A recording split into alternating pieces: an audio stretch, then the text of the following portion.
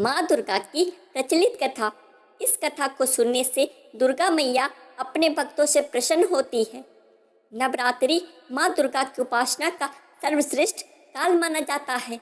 इन 9 दिनों में माँ दुर्गा के अनेक रूपों में पूजा होती है, जिनकी सभी की अलग अलग कथा है।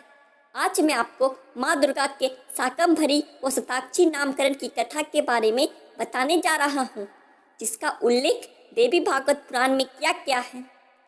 मान्यता है कि इस कथा के सुनने से ही देवी माँ प्रसन्न होकर साधक के कष्टों को दूर कर देती है। देवी भागवत पुराण में व्यास ऋषि द्वारा राजा जन्मेजय को माँ भगवती की कथा सुनाने का प्रसंग है, जिसमें व्यास जी कहते हैं कि प्राचीन समय में हिरण्याक्ष वंश के राजा रुरु का पुत्र दुर्गम नामक राक्षस था, जिसने ब्रह्मदेव की तपस्या कर उनसे वरदान में वेद प्राप्त कर लिए। इससे सृष्टि में हवन पूजन सहित सारी वैदिक क्रियाएं बंद हो गई। हवन का भाग नहीं मिलने पर देवताओं की शक्ति कम हो गई और अन्न जल औषधि सभी का सूखा पड़ गया। इस पर देवताओं व ब्राह्मणों ने हिमालय पर जाकर भगवती पार्वती की पूजा की, जिनसे प्रसन्न होकर माँ भगवती सहस्त्र नेत्रों से संपन्न दिव्य रूप से दर्शन दी। देव व ब्राह्मणों को दुखी देख करुणामयी माँ भगवती के सहस्त्र नेत्रों से आंसुओं की धाराएं बहने लगी, जो तीनों लोकों में जल धाराओं के रूप में बहने से अन्न व औषधियों को फिर से जीवन मिल गया।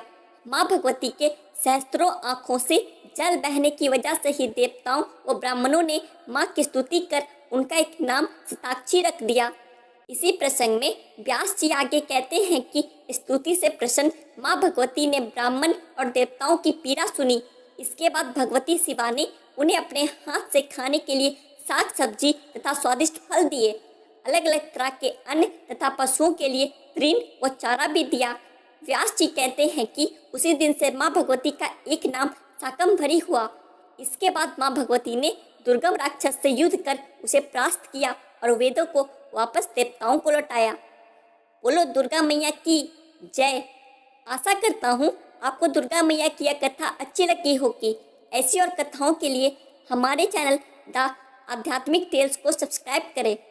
जय माता दी।